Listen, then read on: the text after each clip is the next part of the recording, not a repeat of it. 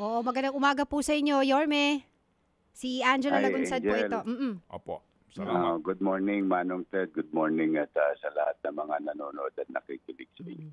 Mayor, hingi po kami ng update po sa naging lagay po ng ating mga kapatid dyan sa Manila. Dulot na nga po ng hagupit ng Super Typhoon Uwan. Una po ay so far, salamat sa Diyos. Wala pong casualty since yesterday at 12 p.m. But we have about 3,700 plus families and 10,000 plus individuals in different evacuation area, and most of these are in the Bayside area.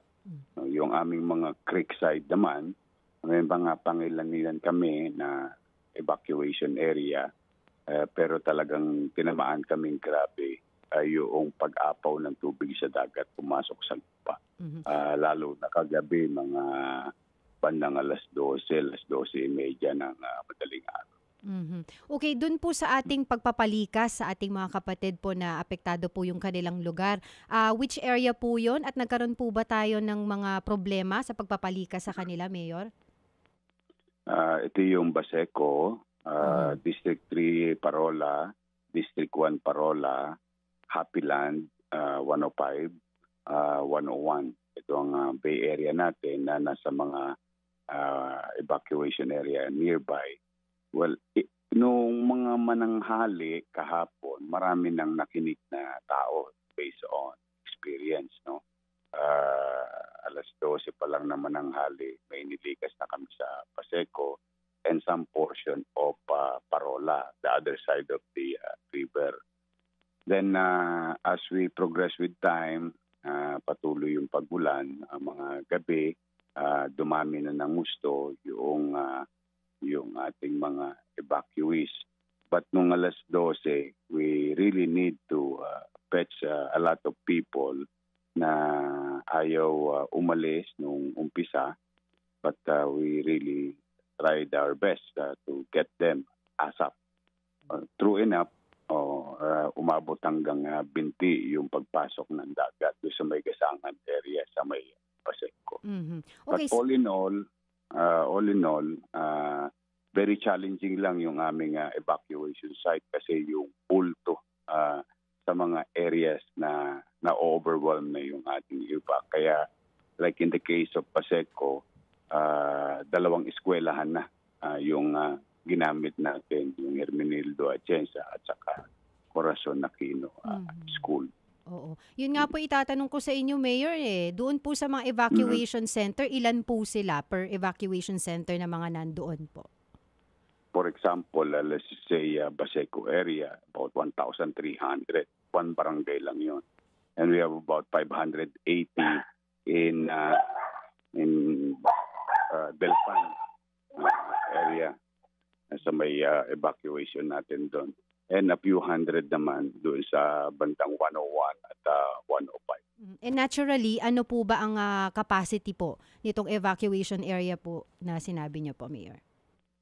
Pagka Delpan ng pinag-usapan with the tent, no, pagka meron tayong deployment ng tent katulad kagabi, kaya niya mga 300 lang.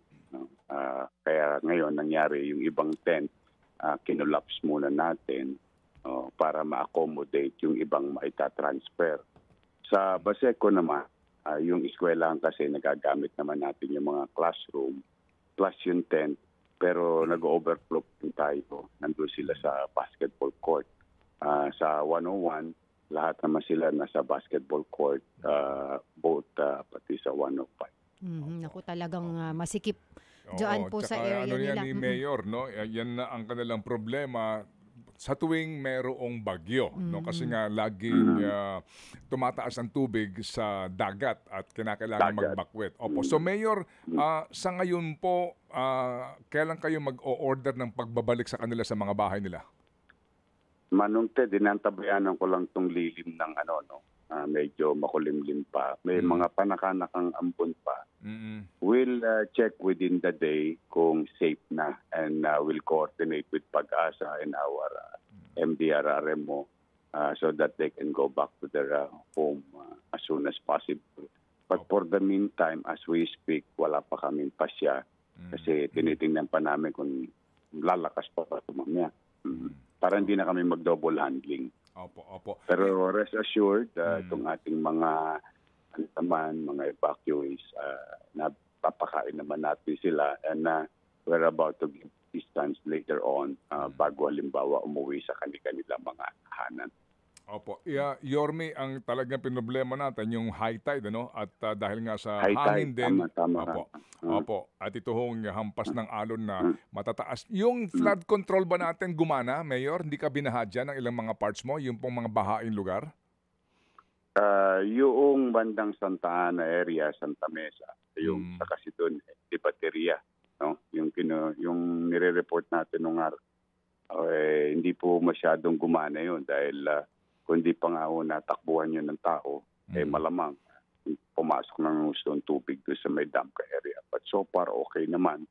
At yung tubig sa inland, via creek, no? Hindi masyadong tumaas, Manong Ted. Ang problema talaga natin yung dagat. Kasi yung dagat, bukod sa umapaw yung tubig papuntang lupa, may tama ng alon, yung hampas ng alon, which is very dangerous for any human being. Opo, yes sir, yung storm surge nga po. O sige, so mukha pong wala pa kayong pahinga, Mayor. Ano po? Salamat sa inyo pong panahon sa aming programa. Opo. Mag-iingat din po kayo at sa ating mga nakikinig sa Manila, huwag muna ho tayo mag-relax until the Pag-asa have not declared na safe na. But for the meantime, stay safe and stay dry po. Salamat po, Yorme, sa inyo pong panahon at kayo po'y maaari na siguro makapagpahinga later in the day kapag everything is cleared already. Salamat po, Yorme. May awa ang Diyos. Thank you po. Thank you. Si Yorme Isko Moreno, City of Manila. Mga kapatid, brothers and sisters, saan ka pa? Dito na tayo sa totoo. Dito na tayo sa True FM. Mga kapatid, mag-subscribe and follow po kayo sa social media accounts ng True Network PH. Yan po kami, hanapin nyo lang True Network PH, Facebook, Instagram, YouTube, TikTok, and podcast. Mapa Apple or Spotify man yan, mahahanap nyo kami. Lahat ng mga napapanood at napapakinggan nyo po sa programa, nasa social media accounts namin yan. So, paano mga kapatid? See you sa social media!